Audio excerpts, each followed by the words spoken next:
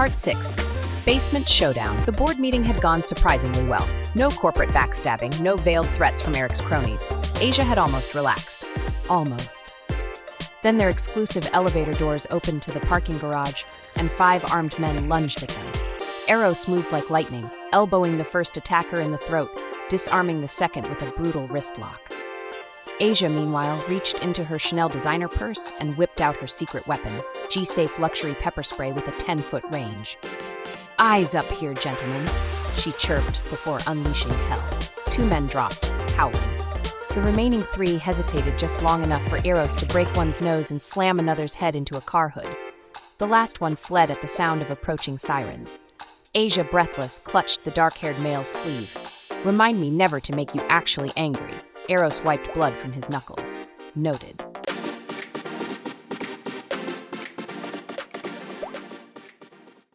Part 7.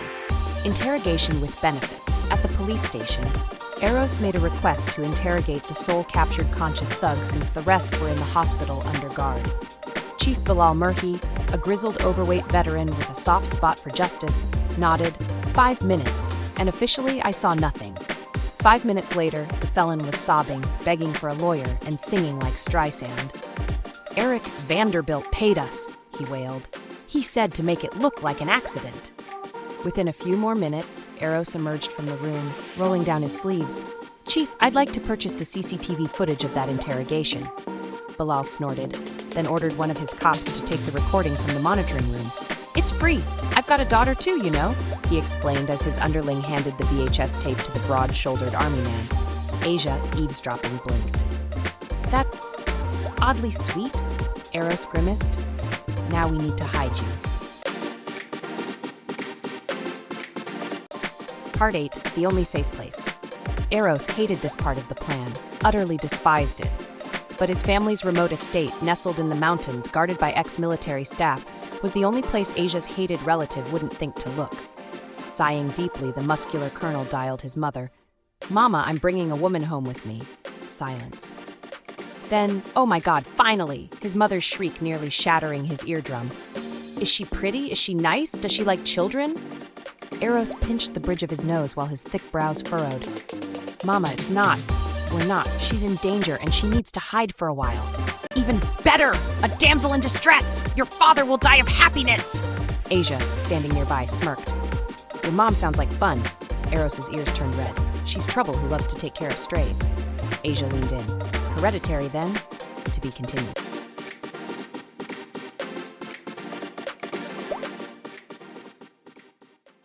Next, Eros's parents adore Asia. Eros panics. And Eric. He's planning to stage a business coup. Will Asia be able to stop it, or will Eros do that for her instead? Stay tuned. Part 9. Mountain Retreat and Childhood Confessions. The helicopter ride to the Marinetti estate was smoother than Asia expected, though the view of jagged mountains and endless forests made her grip her seat a little tighter.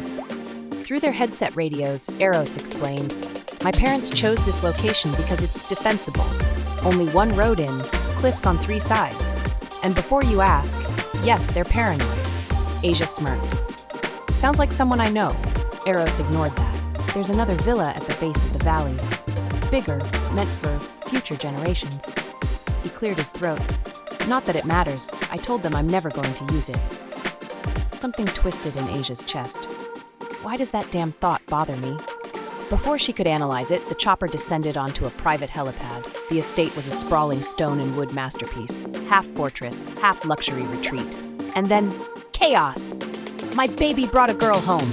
Esther Marinetti, a petite whirlwind of energy, rushed forward and crushed Asia in a hug before she could even step off the helipad. "And she's gorgeous." Ricardo, Eros's father, a taller, slimmer, silver-haired version of his son, grinned.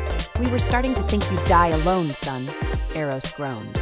"For the last time, we're here because she's in danger. It's not what you think." Esther waved him off. "Danger, romance, it's all the same in the end." She looped her arm through Asia's as numerous servants took their luggage from within the black and purple metal bird. "Come, darling, we've prepared rooms for you. Better freshen up before dinner."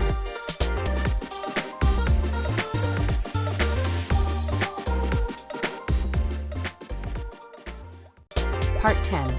Dinner Disasters. Dinner was an ambush. At least for Eros, that is. Did my boy ever tell you about the time he dissected his teddy bear to study its anatomy? Ricardo asked, pouring red wine while chuckling. Asia nearly choked. No, but I need to hear this. Eros glared at his father. I was 3, Dad. Esther cackled.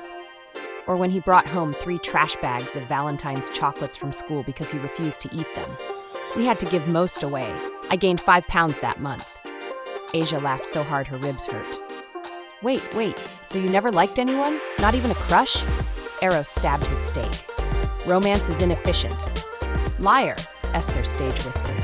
He had a brief fascination with his chemistry teacher at 16, until she flirted with him, and he instantly switched tutors, Asia grinned. So what you're saying is, he's always been like this. Worse, Ricardo confirmed. Eros looked like he was considering another helicopter escape, but with parachutes.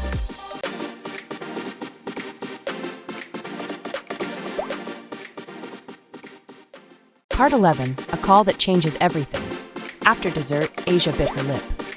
Eros, I need to call my assistant, Raquel. If I'm gone without warning, she'll panic. He hesitated, then handed her a bulky satellite phone. 5 minutes, no details about our location. Asia nodded and dialed. Raquel answered on the first ring. Miss Vanderbilt? Oh my God, where are you? Your uncle just called an emergency board meeting. He's claiming you've abandoned the company and he's pushing for temporary control. Asia's blood ran cold.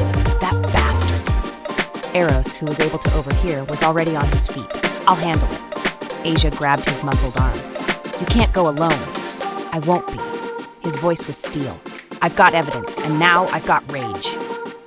Esther and Ricardo exchanged a glance. They quickly realized that these two are already in love but are just too stubborn to admit it. However, they wisely stayed silent. As Eros strode toward the helipad, Asia called after him, You better come back in one piece. He didn't turn around, but she swore she saw the corner of his mouth twitch. To be continued.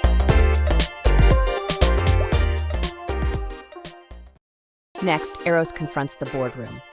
Asia, refusing to wait, enlists her host's aid to trail him. And Eric? He's about to learn the cost of provoking a tactical genius consumed by wrath. Will Eros dismantle the coup, or will Eric unveil a final, lethal ploy? Don't miss the showdown. Part 12, the final showdown and a new beginning. Riccardo Marinetti wasn't just a doting father. He was a former Air Force pilot with a private helicopter fueled and ready at all times. It seems that all the males of this family are scrumptious plus connected to the military, one way or another, thought Asia. Let's go get your man, kid, he said, tossing Asia a headset. Meanwhile, at a meeting room of the Vanderbilt Industries Tower, Eric had already begun his hostile takeover. With my niece's unexplained absence, I move for an immediate vote to instate me as interim CEO, Eric declared, oozing false concern. The board members shifted uneasily until the double doors burst open. Eros strode in, flanked by Chief Murray and a team of officers. Senator, you've lost any right to this company. You're under arrest for murder, conspiracy, and being generally insufferable. Eric laughed. Prove it. Eros tossed a manila envelope onto the table. Inside, photos of the sabotaged car, signed confessions from the hired felons, and a copy of the interrogation tape. The men you hired to tamper with your older brother's brakes are already in custody. You'll be joining them very soon. Just as Merhi stepped forward, Asia rushed into the room, and her uncle seized her, pressing a sharp letter opener to her throat. Back off, or she dies. The room froze. Eros didn't. In one fluid motion, he snatched up a chair and hurled it like a missile. It struck Eric square in the chest, sending him crashing to the ground. Asia darted free, straight into Eros's arms. As the cops cuffed Eric, Ricardo, leaning against the doorway, watched his son and Asia share a look so tender it could melt steel. Then, without hesitation, they kissed, deeply, passionately, like they'd been waiting lifetimes for this moment. Ricardo whistled. Took you long enough, kid?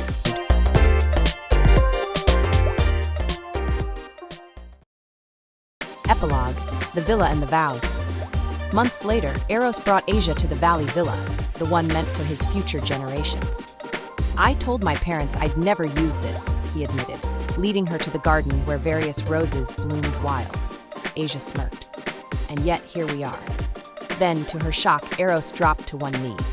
Asia Alexia Vanderbilt, he said, holding up a ring that sparkled brighter than her wildest dreams. You're my chaos. You're my torment. You're the only person who's ever made me feel more than logic.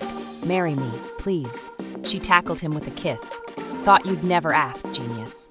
Their wedding was held in that same garden, surrounded by family, friends, and 6 adopted children who'd stolen their hearts. Vanderbilt Industries thrived under Asia's leadership, and Eric, he rotted in prison, cursing the day he ever crossed them. As for Eros, he still hated mediocre coffee and useless chit-chat. But love, he decided was the best kind of madness. Author's note, no shit, Sherlock, the end. Or is it?